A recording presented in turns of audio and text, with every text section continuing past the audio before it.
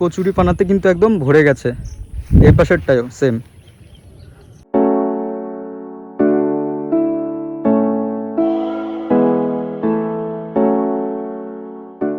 Hello guys, welcome back to my YouTube channel.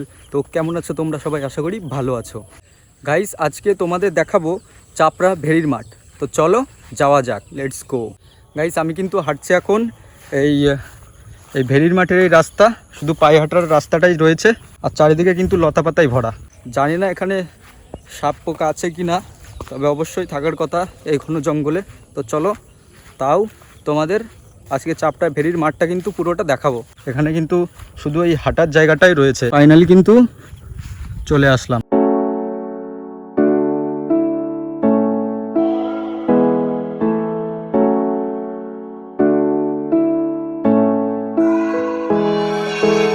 Guys, আমি কিন্তু এখন চলে এসেছি সেই চাপড়া ভেড়ির মাঠ।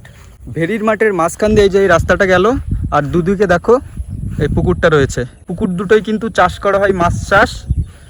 আর এই মাঝখান দিয়ে এই যে হাঁটার রাস্তা, কত সুন্দর লাগছে দেখো। তো চলো সামনের দিকে যাই। চাপড়া ভেড়িতে আসার সময় কিন্তু আমার মনে হচ্ছিল যে সুন্দরবনের কিন্তু একদম গভীর জঙ্গলে ঢুকে গেছি। খুবই লতাপাতায় ভরা এখানে।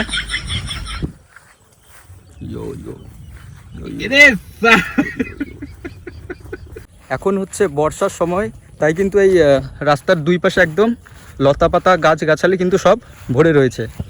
তো এই বর্ষা যখন শেষ হবে, এই জায়গাটা কিন্তু খুবই সুন্দর লাগবে। গাইস, এই ছিল আজকের ভিডিওটি। লাইক কমেন্ট শেয়ার করে দাও, আর সাবস্ক্রাইব করে বেল আইকন অল সিলেক্ট করে দাও, তাহলে কিন্তু নেক্সট ভিডিও তাড়াতাড়ি তোমাদের কাছে পৌঁছে যাবে। Bye bye.